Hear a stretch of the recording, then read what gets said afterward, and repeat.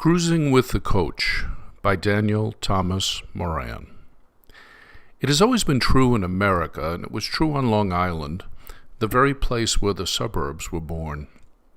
Driving was everything, period. It was the way to get places and a way to get away from places. I recall vividly, both visually and emotionally, the day my grandfather first set me on a bike with the training wheels removed. They had not been on there for long. I was 4, maybe 5, and I hated them. That first time I took a wobbly trip down the sidewalk on Francine Drive in Amityville with Grandpa running behind to collect me if I fell and make sure I got back on again, man, I felt great. If I think back on the days in my life when I felt the most free, the first one would be the day I learned how to ride a two-wheeler.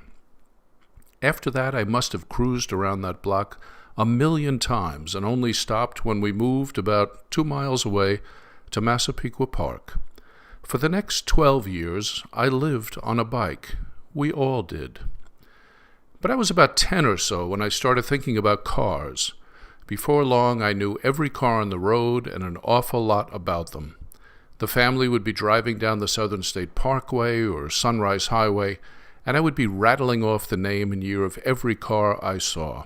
I would say 61 Bonneville, 53 Buick Roadmaster, 68 Coupe de Ville, and hey, look, a new Mustang. If it were not that my father's paycheck came from General Motors each month, I might have driven everyone insane.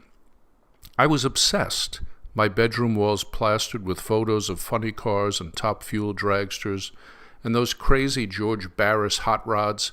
I loved them all, and I could not wait to drive. If not one of those things, then anything at all. I used to sit in the family car and practice shifting that 3-speed on the column in our baby blue 62 Bel Air at an age when I was not tall enough to see over the dashboard.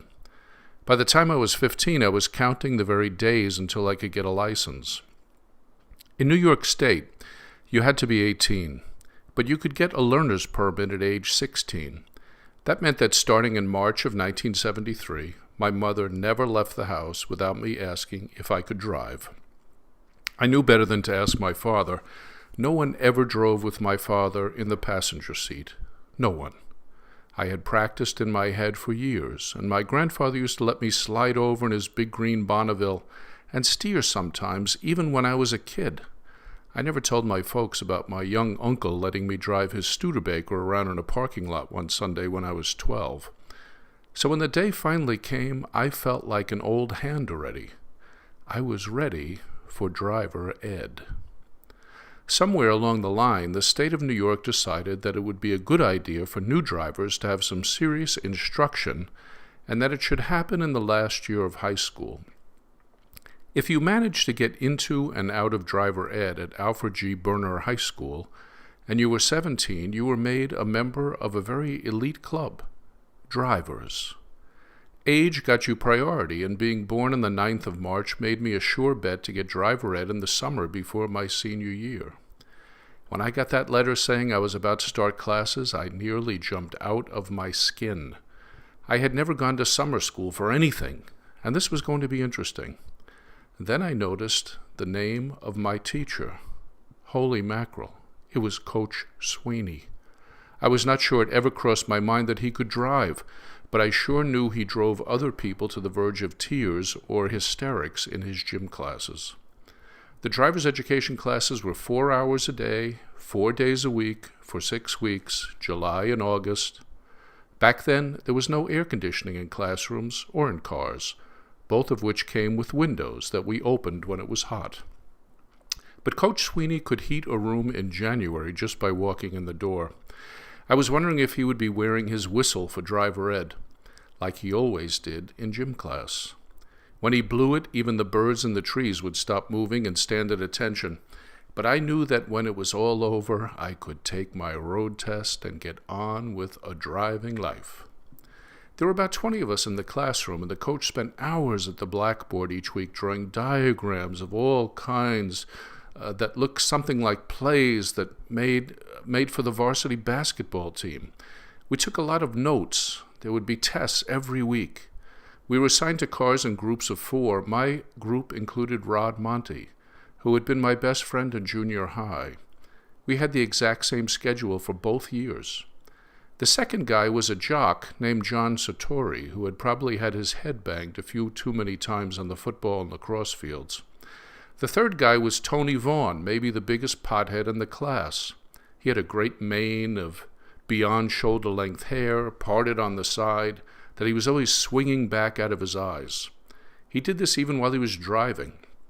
After a few classes, we were off to our first drive. The car was a new 1974 four-door Ford Maverick that was such a miserable, rattling bucket of bolts that Ford to this day denies having manufactured it. It was not what you wanted to be seen driving. But this was driver ed. The Maverick was equipped with an extra brake pedal on the passenger side in case of the need for a sudden emergency stop by Coach Sweeney, something that happened a number of times that summer. I always sensed that Coach Sweeney had a nagging desire to destroy the hippie movement on his own, one at a time if necessary. Tony was the first one behind the wheel when we pulled out onto Merrick Road that first day. We headed into Harbor Green, a quiet residential area near Massapequa High School, where we might each be, in our turn, embarrassed without anyone being killed. There was no drug testing in those days. If there were, Tony Vaughn would have probably not passed even at 8 in the morning. Within a matter of his first minutes behind the wheel, Tony Vaughn went right through a stop sign. Coach Sweeney jumped on the brake, and the 3 of us packed in the back seat lurched abruptly and certainly forward for the first time in driver ed that summer. "Tony," said the coach, "let's put the car into reverse and carefully back up just a bit." Tony did. "Did you see that red sign with the letters S-T-O-P on it?" Tony Vaughn flung back his hair and said yes. Coach Sweeney asked if Tony knew what that meant. Tony said yes, that it meant stop. The coach corrected him. "That means step, toe, on, pedal. Can you remember that?" Tony Vaughn flung back his hair, said yes, and we proceeded. John Sartori was an entirely different case. He knew Coach Sweeney even better than the rest of us who had him for gym class that year. He was his coach on the lacrosse team. For those unfamiliar with lacrosse, let me say that this is a game that is the single vestige of Indian life on Long Island that has survived from the thousands of years Indians lived there before there were shopping malls and pizzerias. It was what the football jocks did in the spring to keep themselves sweaty and buff. Coach Sweeney had been an All-American in college in 3 sports. Lacrosse was one of them. John Sartori had the opposite problem from Tony Vaughn. He had a lead foot, especially on the brake pedal. Rod and Tony and I in the back seat had all to do to keep from puking up our Rice Krispies when John was driving. To this day, I've mastered the art of the gentle stop because I still get queasy at even the mention of the name John Sartori. Coach Sweeney did everything he could, even employing a quiet and painful patience, to try and get John Sartori to develop a soft touch on that brake. Nothing worked. One day, the coach had John pull into the deli next to St. Rose of Lima Church. He got out and went into the deli, returning with a cup of coffee. What the hell? We figured silently. Maybe Coach Sweeney needed a cup of coffee. He sat back in the car and had a couple of sips, and then sat the cup on the dashboard right over the steering wheel, right in front and above the lap of John Sartori, and asked John to please proceed. By some kind of divine intervention, John Sartori stayed dry that day, and that seemed to cure John Sartori of his tendency to play a rumba on the brake pedal of the Ford Maverick that summer. My friend Ron Monty does not bring back any unpleasant memories of his driving, something which surely would make him grateful should he ever come across this essay. And so I will skip ahead to myself.